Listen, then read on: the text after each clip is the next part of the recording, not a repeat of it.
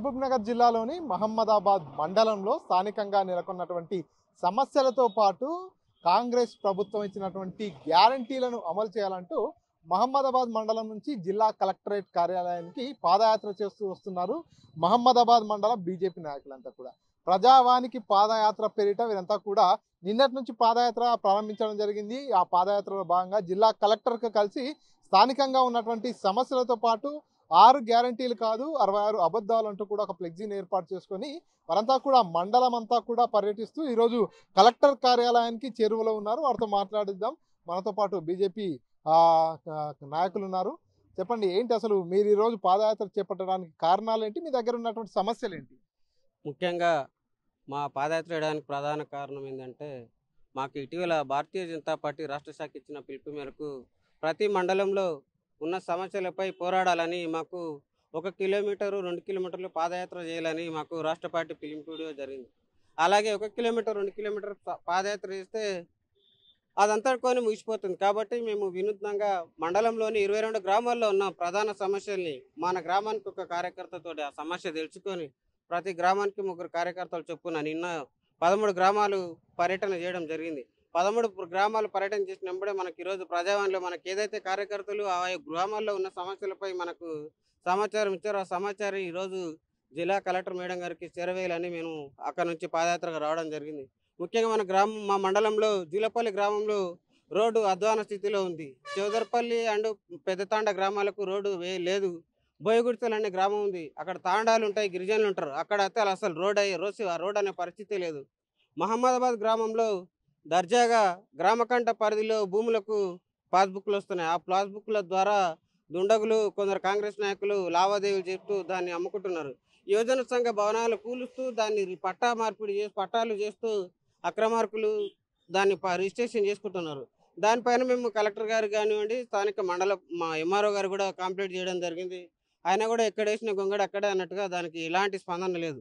కాబట్టి దాంతో పాటు మిగతా ధరణి సమస్యలు అనండి, మా మండలంలో ఉన్న ఇప్పటివరకు రైతులకు రుణమాఫీ కరెక్ట్ కాలేదు. ఒక 35% మాత్రమే రుణమాఫీ జరిగింది. రుణమాఫీ గురించి కూడా మేము ఒకసారి ధర్నా నిరసన కార్యక్రమం అయితే దానిపైన మా పైన కేసులు కూడా నమోదైనది. అయినా కూడా దాన్ని అన్నిటికీ ఓరుతూ ఈరోజు రాష్ట్ర ప్రభుత్వం ఏదైతుందో బీసీ రిజర్వేషన్లు అనే బూటకు హామీలు ఇస్తూ టైంపాస్ చేస్తుంది. తమిళనాడులో మన పక్క రాష్ట్రంలో వస్తుందంటే అక్కడ 50% ఎప్పుడో దాటిపోయింది రిజర్వేషన్. రాజ్యాంగబద్ధంగా ఉన్న 50%లో ఉండాలనేసి ఆ బెల్ట్ని ఎప్పుడో దాటేసిపోయింది. కాబట్టి మనకు రాష్ట్ర ప్రభుత్వం బీసీల మీద ప్రేమ ఉంటే ఆ రిజర్వేషన్ మాకు ప్రకటించి ఎంబడే బీసీలలో ఉన్న ముస్లింలను తొలగించి మాకు రిజర్వేషన్ ప్రకటించి లోకల్ బాడీ ఎలక్షన్ కావాలని, మరియు ప్రతి మహిళకు 2500 ఇస్తామన్నారు. ఇప్పటి వరకు 20 నెలలు అయింది. ప్రతి అక్కా చెల్లికి మీరు 50,000 రూపాయలు బాకీ ఉన్నారు. కాబట్టి ఏదో ఫ్రీ బస్ ఇచ్చి దాని ద్వారా 2,000 కోట్లు వచ్చాయని పేపర్లో అడ్వర్టైజ్ చేసుకోవడం కాదు, మీరు ప్రతి మహిళకు 2,500 ఇచ్చి అప్పుడు అడ్వర్టైజ్ చేసుకోండి అని మేము ఈ స్థానిక ప్రభుత్వానికి మరియు ఆర్థిక శాఖ మంత్రి పొంగులేటి శ్రీనివాసరెడ్డి గారికి డిమాండ్ చేయడం జరుగుతుంది. మండల అధ్యక్షులు నరసింహ, చెప్పండి నరసింహ, ఏంటి అసలు స్థానిక సంస్థల ఎన్నికలు సమీపిస్తున్న నేపథ్యంలో ఎన్నికల స్టంట్ అనుకోవచ్చా ఈ పాదయాత్ర, లేకపోతే ప్రజా సమస్యల పరిష్కారం కోసమే అనుకోవచ్చా? నిజానికి చెప్పాలంటే ఇది ఎన్నికలు అనేవి వస్తూ పోతూ ఉంటాయి. ఇది ఎన్నికల స్టంట్ కాదు, మేము నిత్యము ఇలాగే పోరాడుతూ ఉంటాం. చూశారు ఇక్కడ సమస్యల కోసం మేము మండలం నుంచి అనేక సమస్యలు గ్రామాన తిరిగి మా కార్యకర్తలు సేకరించినటువంటి సమాచారాన్ని మేము జెన్యున్గా ఉండేటటువంటి వ్యక్తులకు న్యాయం జరగట్లేదు అనే ఆ ఒక్క నిరసనతోనే మేము మొదలుపెట్టినాం. అంటే అనేక సమస్యలు అబద్ధం చెప్పి ఓటేసుకునే ప్రభుత్వము ఇప్పుడు అన్యాయం జరిగినటువంటి ప్రజలు అల్లాడుతుంటే కూడా చూడటం లేదు. అంటే ఇక 2 సంవత్సరాలు అయిపోయింది, ఇంకో 2 సంవత్సరాలు అయితే అయిపోతుందిలే, మళ్ళా ఎలక్షన్ ముందర ఎలాగైనా మనం చేద్దాం అనే ఒక ధోరణితోని ప్రభుత్వం వ్యవహరిస్తూ ఉంది.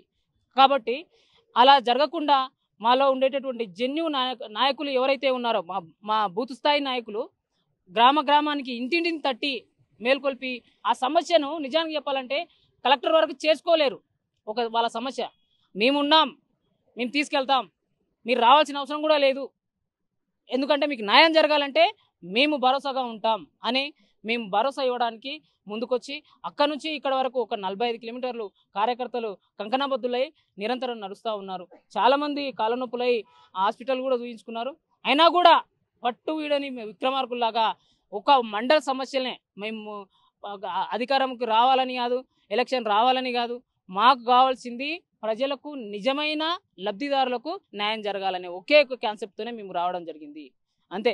అంటే ఇక్కడ మీరు ఒకటి గమనించాలి, మోసపూరితమైనటువంటి హామీలు బీజేపీ ఎప్పుడు ఇవ్వలే. ఇక్కడ ఉండే నాయకులు కూడా మోసపూరితమైన మాటలు ఎప్పుడు చెప్పలే.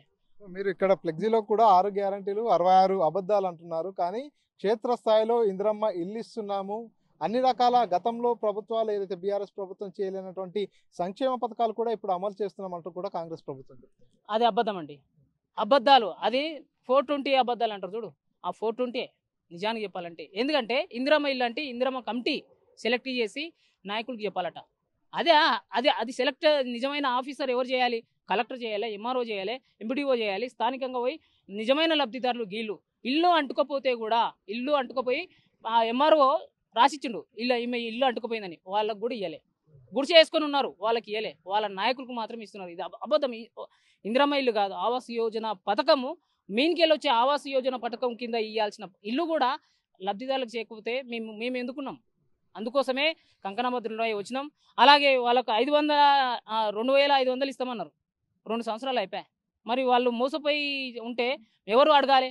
మేము అడుగుతాం, మేము అడగనికినే ఉన్నాం. అలాగే ఏడ వేసిన గొంగడ ఆడినే. రోడ్లు వేస్తామన్నారు, రోడ్లు లేవు. కొత్త రేషన్ కార్డులు ఇస్తామన్నారు, అవి లేవు.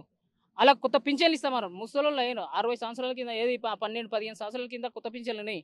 అవి తడితే మాకు పింఛన్ లేదు. మా 60 దాటి ఎప్పుడైంది? నా మూడు చచ్చిపోయి 4 రోజులైంది. నేను ఒంటరిగా ఉన్నా, ఆదుకునేవాడు లేడు. మీరైనా ఆదుకుంటారా అంటే మేము ముందరికి వచ్చి ఈ పాదయాత్ర చేసినాం. ఎన్ని కష్టాలు వచ్చినా కూడా ఇక్కడ నుంచి కదిలినటువంటి ఈ పాదయాత్ర రాష్ట్రం మొత్తం కదిలి రాష్ట్ర ప్రభుత్వాన్ని కూర్చేంత వరకు మేము ఈ పాదయాత్ర ఇలాగే కొనసాగుతుంది. ఇలాగే మేము గంటాపదంగా ముందుకు సాగుతామని తెలియజేస్తా ఉన్నాం.